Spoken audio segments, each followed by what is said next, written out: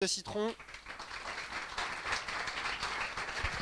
et Hubert, DRH de Hoist. Ce que je vous propose, Louisa et Hubert, c'est de présenter vos entreprises respectives et ensuite je vous présenterai rapidement le School Lab et puis on parlera de ce qui nous intéresse, c'est-à-dire les jeunes et les entreprises. Je commence. Donc, bonjour, moi je m'appelle donc Louisa Ménard, je suis cofondatrice de Citron. Qui connaît Citron dans la salle? Ok, on a encore un peu de travail. Donc Citron, c'est un robot, c'est un chatbot sur Facebook qui vous répond comme si vous discutiez avec un copain et qui vous recommande des lieux en français et en anglais partout dans le monde. Donc vous discutez et on vous recommande des lieux basés sur votre langage, basés sur vos envies et votre géolocalisation. Tout est automatisé et on essaye de rajouter des services derrière ces lieux. Donc pour que vous puissiez réserver et à terme que vous puissiez tout faire dans une même discussion, un peu à la WeChat, que vous puissiez réserver, vous faire livrer, payer et y aller, le tout en discutant avec un copain qui s'appelle Citron. Voilà.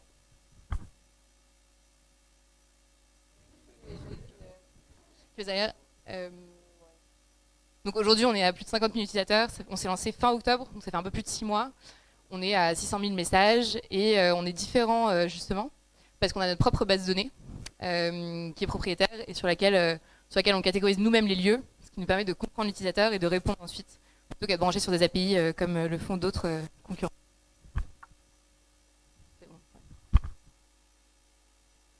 Hubert. Fonctionnera mieux celui-là. Bonsoir à tous. Du coup, je suis le DRH de Hoist. Alors, j'ose pas poser la question puisqu'on fait du B2B. Donc, je sais pas si certains connaissent déjà Hoist. Hoist, c'est un bouton one-click qu'on vend aux e-marchands qui permet à l'utilisateur, donc demain à chacun d'entre vous, de pouvoir acheter sur Internet en un clic, sans login, sans mot de passe, sans saisie de coordonnées bancaires. En fait, le problème duquel on est parti, c'est de se dire aujourd'hui, on a vu qu'il y avait un problème de taux de conversion. Sur n'importe quel site internet marchand, on se rend compte que, à chacune des étapes que vous vivez, que je vis au jour le jour, que lorsque je paye sur internet, il y avait des sorties. Donc finalement, c'est un petit peu ce qu'on connaît tous, c'est-à-dire l'abandon du panier. Et donc, c'est une vraie problématique pour les e-marchands. Pour vous donner un ordre d'exemple, sur les boutiques réelles, vous avez 55% de taux de conversion. Sur les boutiques en ligne, c'est 2,5. Ce qui veut dire que quand vous rentrez sur un magasin, vous avez quasiment une personne sur deux qui achète. Sur Internet, c'est simplement 2,5%. Donc un gros problème de taux de conversion, et ce, dû à un tunnel d'achat beaucoup trop long. Donc nous, notre promesse chez Hoist, c'est de dire, voilà, avec un bouton one-click, on va vous permettre de multiplier entre 2 et 5 fois votre taux de conversion. Alors, donc je vous l'ai dit, sans login, sans mot de passe, sans saisie de coordonnées bancaires, et on a une technologie d'identification. Pour bien comprendre la différence entre un e-wallet que peut être PayPal par exemple, eh bien PayPal ne processe uniquement que le paiement, donc la fin du tunnel d'achat. Chez Hoist, en un clic, eh bien comme vous pouvez le voir juste derrière nous, eh bien on processe l'ensemble du tunnel. Ça c'est Hoist, avec évidemment quelques avantages marché que vous pouvez voir derrière. Donc vous multipliez votre taux de conversion par 2, donc vous multipliez évidemment votre chiffre d'affaires par 2. À partir du moment où vous avez beaucoup d'utilisateurs qui vont sur vos pages produits, eh bien le but c'est que tout le monde achète au bout du compte. Voilà.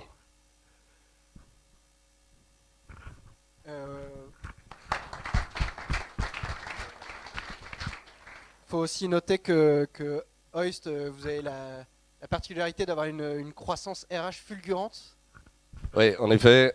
Donc juste sur Hoist en termes d'entreprise, Hoist on a été créé il y a 1 an. Donc c'est 1 an de R&D. Et nous sommes passés de 20 à quasiment 70 personnes aujourd'hui. Voilà. Donc en 1 an. Ça vous donne un petit peu le taux de recrutement. D'où l'intérêt d'avoir un DRH. Et d'où l'intérêt de ma présence, absolument. Et de ta présence parmi nous. En ce qui concerne le School Lab, bienvenue à tous au School Lab. Est-ce qu'il y en a qui viennent pour la première fois ici? Waouh! Vachement de monde. Trop bien. le School Lab, on est un studio d'innovation. On existe depuis 12 ans et on a commencé à travailler en fait avec des étudiants et des grandes entreprises. Notre conviction à nous, c'est que pour transformer les grandes entreprises, il faut casser les silos qui sont dans ces entreprises. Et ces silos-là, ils ne sont pas inhérents aux entreprises. Ces silos-là, ils sont bien plus profonds, bien plus profondément ancrés.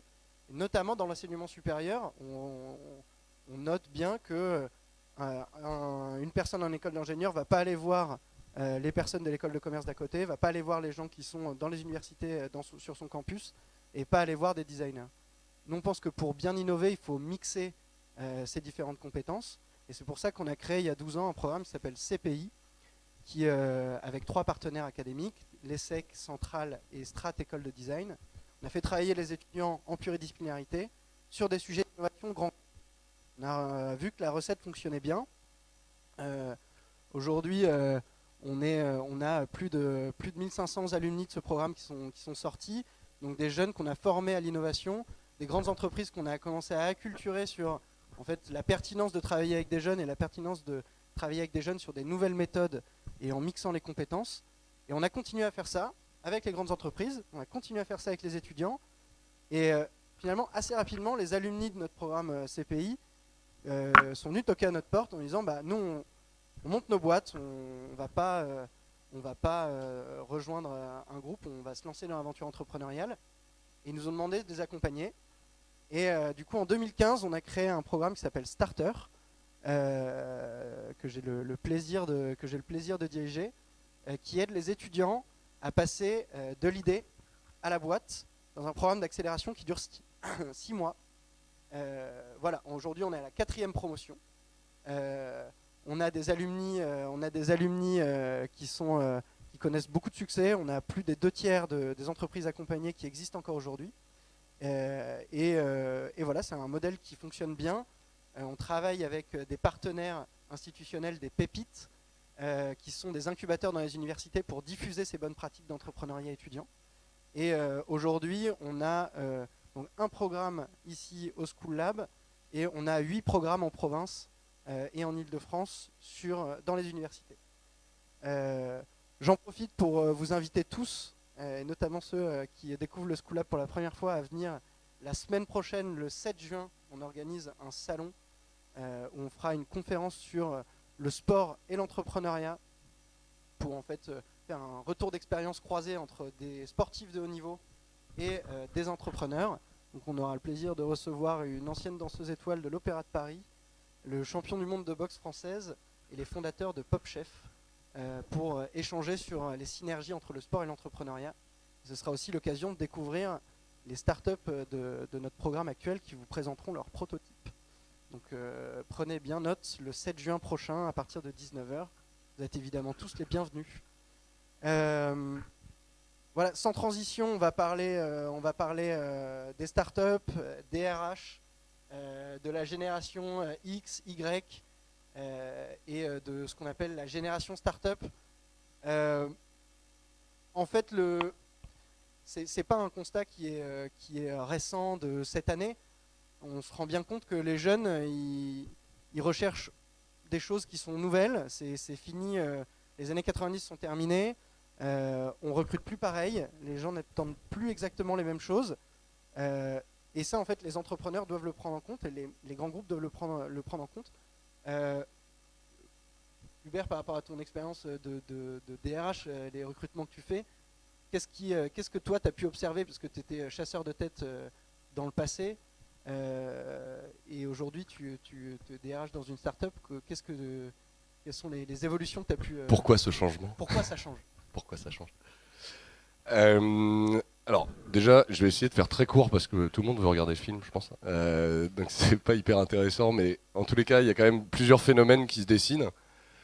Le premier phénomène, c'est que aujourd'hui, la jeune génération, dont j'espère encore je fais partie, eh bien, cette jeune génération, elle cherche finalement, au-delà d'un métier, elle cherche une vraie valeur. Et ça, c'est un point extraordinaire qu'on peut voir aujourd'hui à travers les candidats, c'est-à-dire qu'on ne cherche pas simplement à faire un travail comme pouvaient le faire nos grands-parents à l'époque pour vivre, mais on cherche véritablement un leitmotiv de vie. Et ça, c'est très important, et c'est aujourd'hui les différents projets que doivent aujourd'hui proposer les boîtes, c'est-à-dire non pas simplement proposer un métier, mais proposer un cadre de vie, proposer véritablement un projet de vie sur l'ensemble. Ça, c'est le premier élément. Le second élément, c'est que la jeune génération, aujourd'hui, elle demande à créer. Et ça, c'est un terme très important, c'est que je pense que la vraie différenciation que peuvent avoir les entreprises entre elles, c'est celle qui va être capable de proposer une vraie création de valeur. Et donc, les jeunes générations, elles ne cherchent plus un peu les métiers bullshit comme on a pu les voir. Alors, je ne veux pas mettre les gens à dos, mais dans le conseil ou autre. C'est-à-dire que faire des PowerPoint toute la journée, c'est pas ce que recherche la vraie génération. Ce que recherche la nouvelle génération, c'est véritablement créer de la valeur. Et à partir de là, je pense que le recrutement change, puisque la proposition n'est plus la même. Louisa? Ouais. Moi, je suis complètement d'accord. Je pense qu'il y a une partie aussi où on a été élevé avec ce côté où, en fait, on n'a rien à perdre. Tout est possible. Moi, je me suis associée donc, avec Julien et Robin. On s'est rencontrés en cours. Ils sont ingénieurs à la base. On a commencé en se disant, c'est une horreur de trouver un lieu. Comment est-ce qu'on rend ça facile? On va créer une application où chacun va pouvoir se créer des cartes. On a commencé comme ça, en se disant, on fait un proto. Tout est accessible gratuitement et hyper facilement. On a fait un prototype où chacun pouvait créer sa propre map. On s'est rendu compte que personne n'en voulait, donc grosse claque dans la figure. Justement, on venait de refuser de CDI, on venait d'entrer dans un incubateur, dans un programme, etc. Et là, on s'est mis à jouer à Pokémon Go en juillet dernier, et on a lancé un Pokébot, un chatbot Pokémon, qui vous a permis de passer de niveau 7 au niveau 21 grâce à Pokébot. Et en fait, il y a ce côté vraiment où tout est possible et tout est accessible. Enfin, nous, on est trois. On était trois. Aujourd'hui, on est un peu plus nombreux, mais on était trois et on a lancé tous ces projets ça fait quasiment un an jour pour jour. Et en fait, on a presque lancé 4 produits en un an. Et il y a ce côté vraiment où tout est accessible, tout est quasiment open source. Et donc, on peut faire énormément de choses. Et il y a ce côté vraiment créé et on est dépendant. Enfin, l'avancement du projet dépend que de nous. Et ça, c'est vraiment quelque chose pour notre génération. Oui, c'est vrai. D'accord, je partage cette analyse. Merci, Louisa. Je pense qu'il y a aussi dans le côté projet, embarquer des gens avec une vraie vision, etc. Il y a aussi la dimension de la culture d'entreprise. Je pense que c'est quelque chose d'extrêmement important aujourd'hui pour recruter. J'imagine que quand on monte sa boîte, c'est pas le truc qu'on a en tête au tout début, mais je pense que ça vient quand même rapidement dès que tu dois commencer à employer des gens, à embarquer des gens en fait avec toi. Il faut que tu le fasses. Et est-ce que toi tu l'utilises notamment pour le recrutement?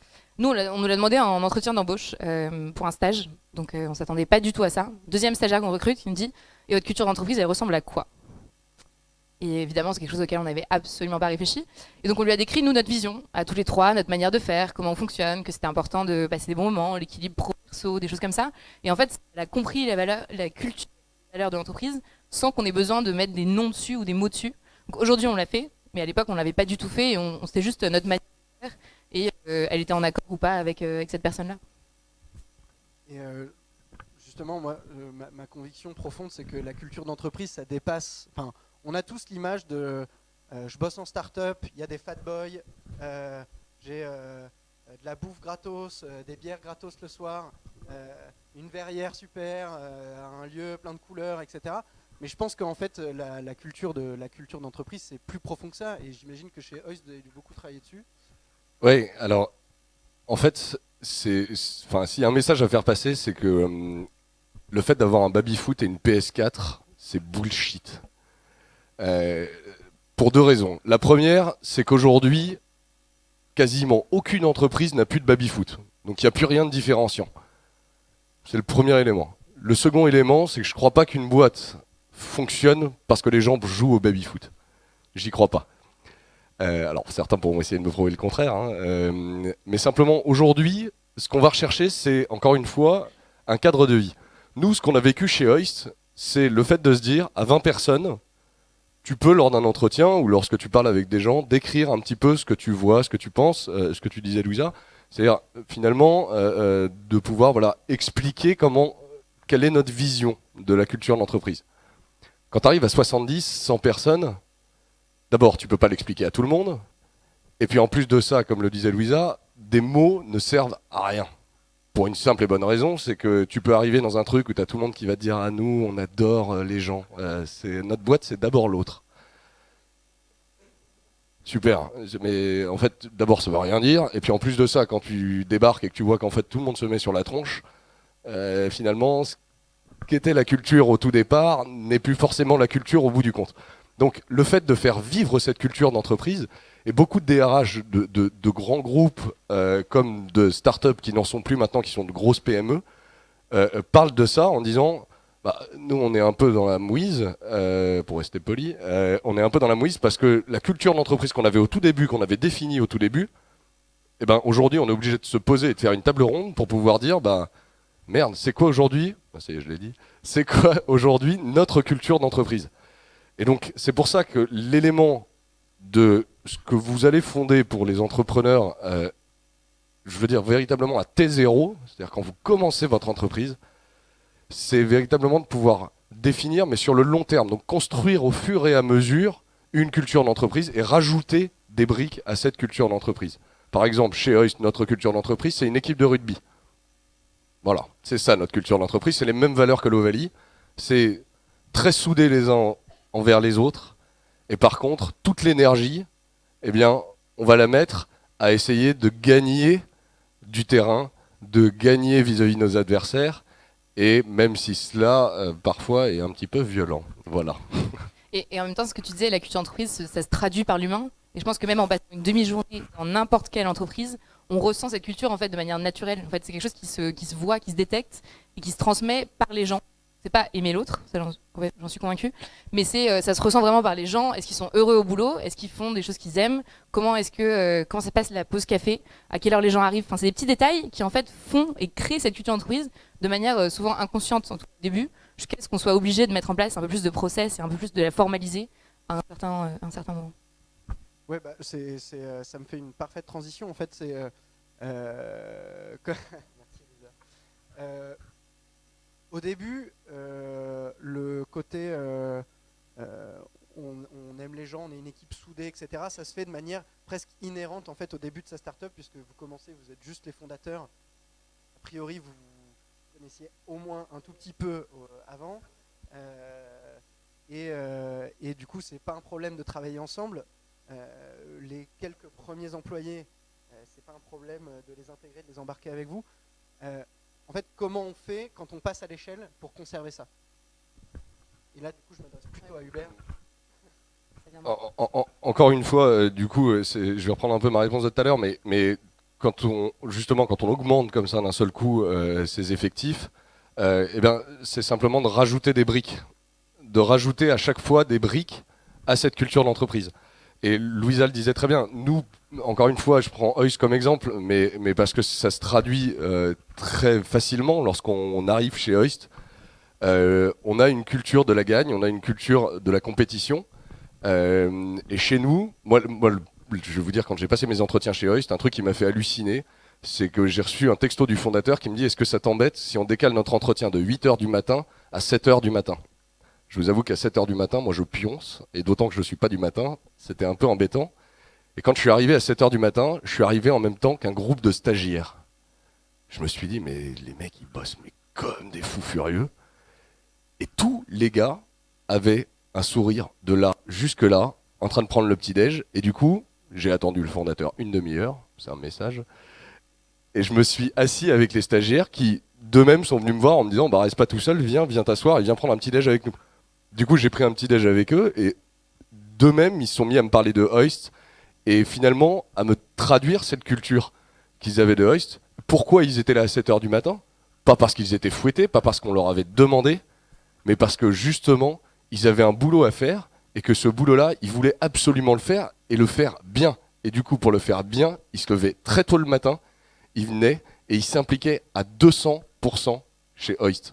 Et ça, c'est une culture d'entreprise. C'est à ça que ça se traduit.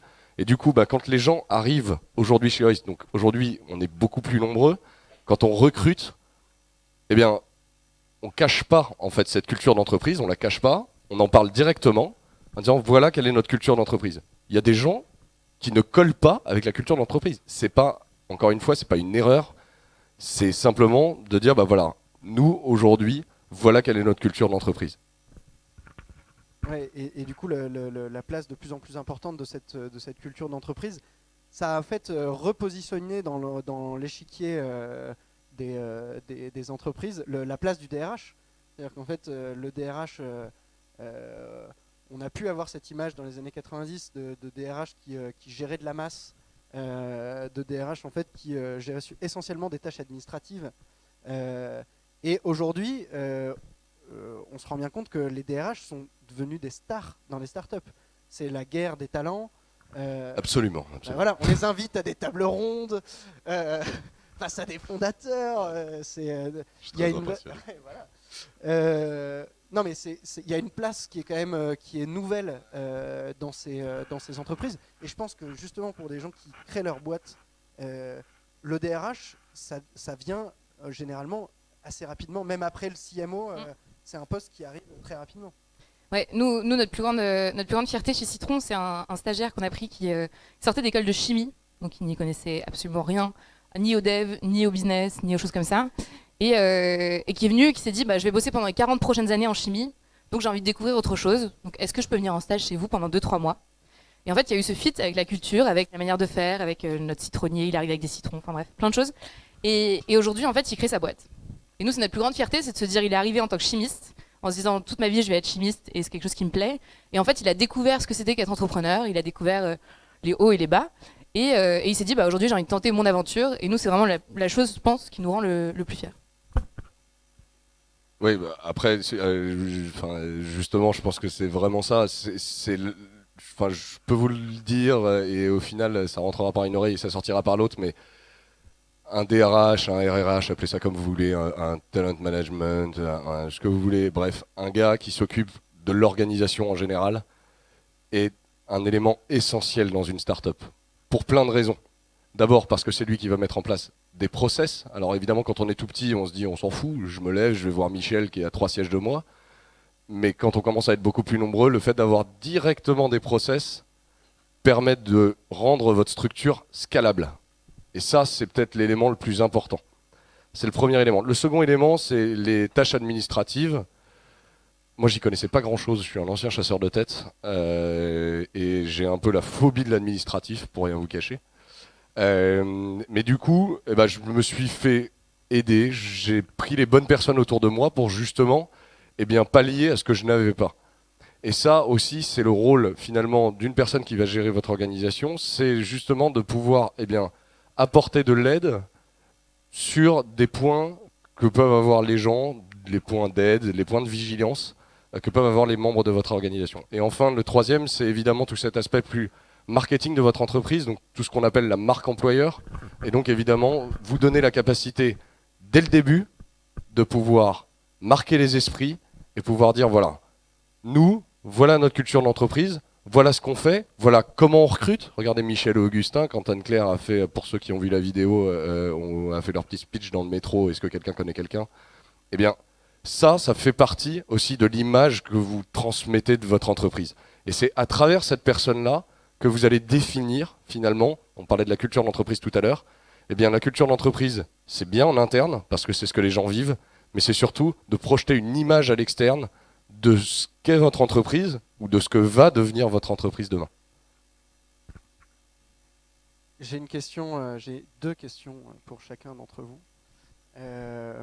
Nous, au School Lab, on fait un peu le trait d'union entre les étudiants, les startups et les grands groupes.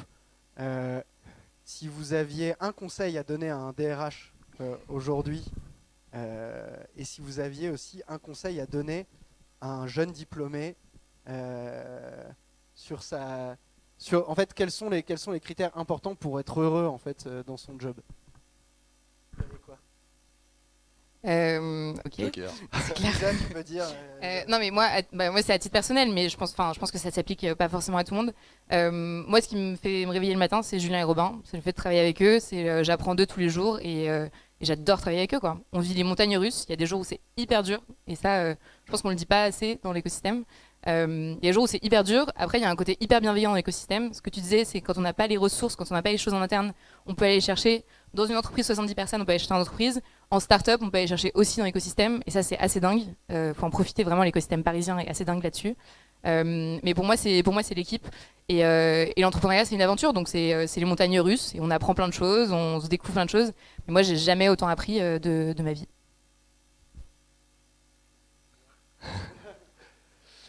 Alors, donc 2 questions, 2 réponses. La première, quel conseil je pourrais donner à un DRH? Sincèrement, je suis peut-être pas le mieux placé pour pouvoir donner un conseil. Si j'en avais un, je pense que je dirais à la personne qui souhaite rejoindre une start-up, notamment comme DRH, c'est ce que je vous disais tout à l'heure, c'est processer dès maintenant. Même si on est 2, même si on est 8, même si on est 70, il faut processer, et surtout le mot d'ordre, c'est la bienveillance dans le scalable. Voilà, s'il y a un mot à retenir, c'est la bienveillance dans le scalable.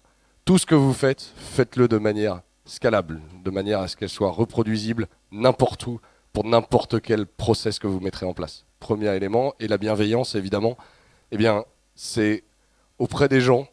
On se rend compte très vite que lorsqu'on est DRH, on est un petit peu, je dirais, la personne que l'on va voir lorsqu'il y a un problème et lorsqu'il n'y en a pas. Il y a plein de gens qui viennent vous voir pour vous poser des questions. Le nombre de fois par jour où je dis « je vais me renseigner », vous n'imaginez même pas à quel point c'est vraiment important cette bienveillance-là auprès des gens. Ça, c'est pour l'aspect DRH. Après, quel conseil je donnerais à un étudiant? Bah, viens chez Hoist. Viens voir si t'es cap.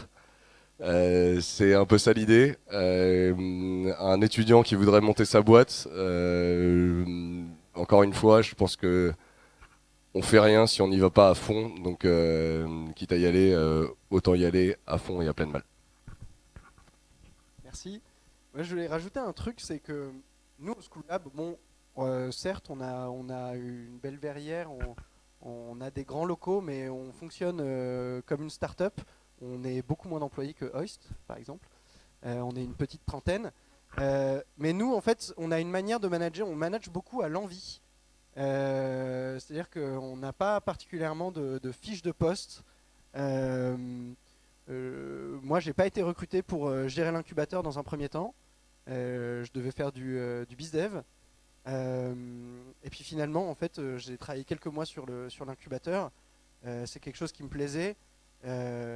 Et finalement, c'est à l'envie. On propose tout un tas de choses. Je vois dans le fond de la salle, il y a un de mes collaborateurs, Benjamin, qui est arrivé ici pour organiser l'événement de l'ouverture de ce lieu qui était il y a quelques mois, en septembre dernier. Il est venu pour une mission de 2 mois pour organiser cet événement. Et il n'a pas du tout une formation classique, il a une formation dans le monde de l'art et de la culture. Et en fait, après, on lui a proposé d'être BizDev ici, quelque chose qui lui plaisait. Aujourd'hui, il est BizDev ici.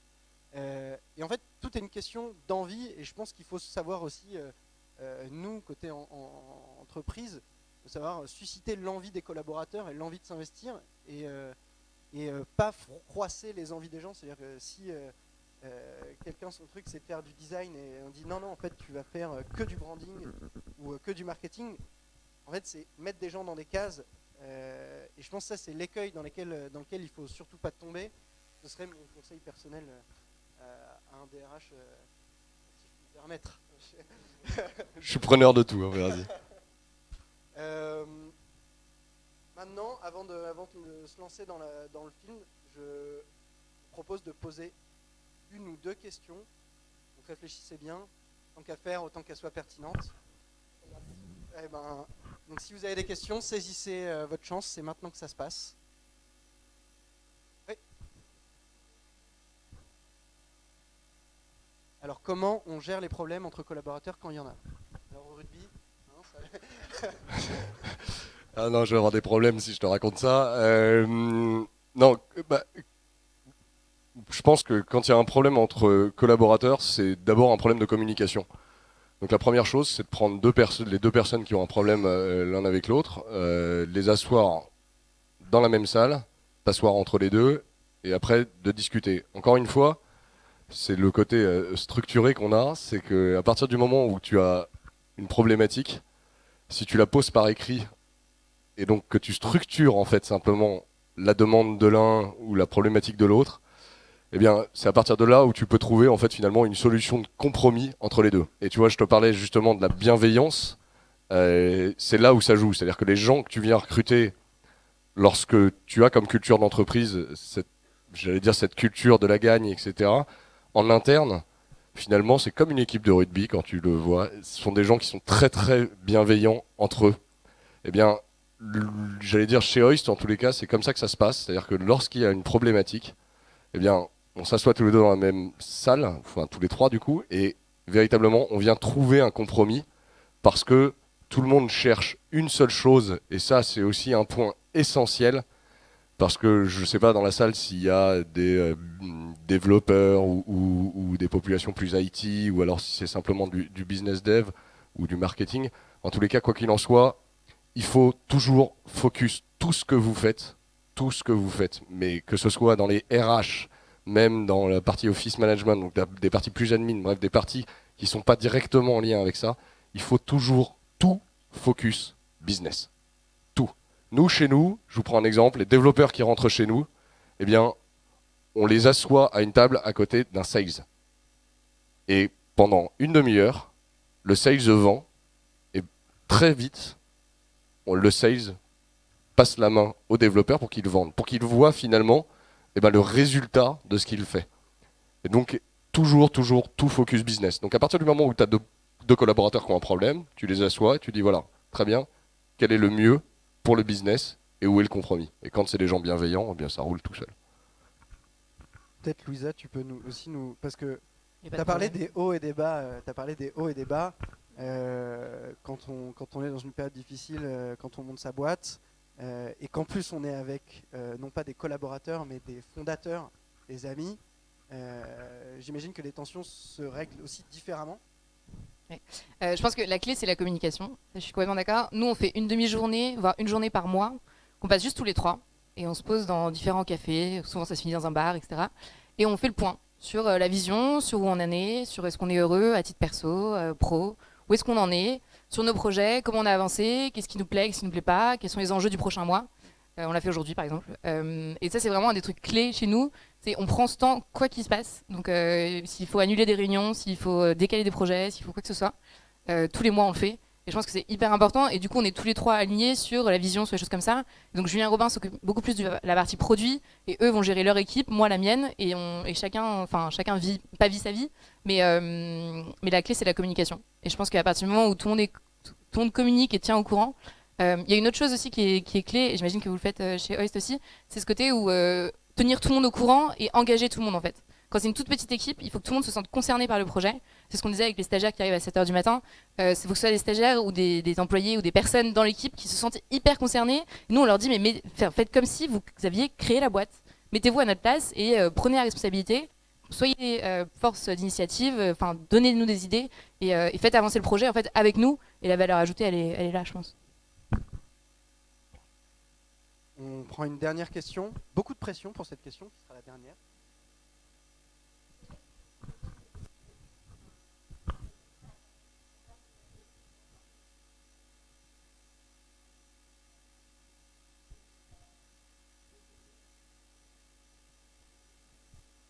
Je répète pour l'enregistrement. Donc comment on gère l'internationalisation et en fait la diffusion sur différents sites des équipes pour conserver cette culture. Nous, on fait en sorte que tout le monde soit au bureau au moins un jour dans la semaine. Donc, et ce jour-là, on déjeune ensemble. Une fois par semaine, il y en a un qui fait à déjeuner pour tout le monde. Enfin, c'est des petites choses en fait qu'on a mis en place et qui créent un esprit d'équipe et qui font qu'on est aligné. Donc, on oblige tout le monde à être là un jour par semaine. Ouais, c'est un super truc. Nous, on le fait pas. Je pense qu'il y a un élément essentiel, c'est l'aspect local. D'abord, ça veut dire que chaque pays a finalement sa culture aussi. Et donc on est encore une fois dans cet aspect de bienveillance, c'est-à-dire dans l'acceptation de cette culture qui est différente. On travaille sur évidemment le e-commerce, donc ce sont des cultures aussi et des sites différents, que ce soit en Allemagne ou ailleurs. Et donc à partir de là, eh bien, il y a cette adaptation qu'il faut avoir vis-à-vis de cette culture. Maintenant, comment garder une culture du coup globale sur cet ensemble, c'est avoir une culture d'entreprise et une marque employeur très forte dès le départ. À partir du moment où vous avez justement une culture très forte, comme on peut l'avoir chez nous, de la compétitivité, cette culture de la gagne, où on a envie d'avancer, bah, cette culture-là, c'est la même aux États-Unis qu'en France ou à Sao Paulo. Donc, à partir du moment où on a cette culture-là, eh bien, finalement, la culture d'entreprise, elle reste parce que justement, il y a de la bienveillance et il y a aussi cette reconnaissance. Ça veut dire que tu es un oyster ou t'en es pas. Super, merci Hubert. Merci Louisa. Merci à toi. On peut les applaudir. Merci à vous tous.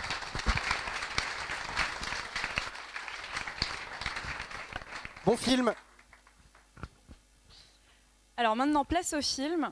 Je voulais simplement, j'ai oublié de dire ça au début, je voulais simplement revenir sur une petite chose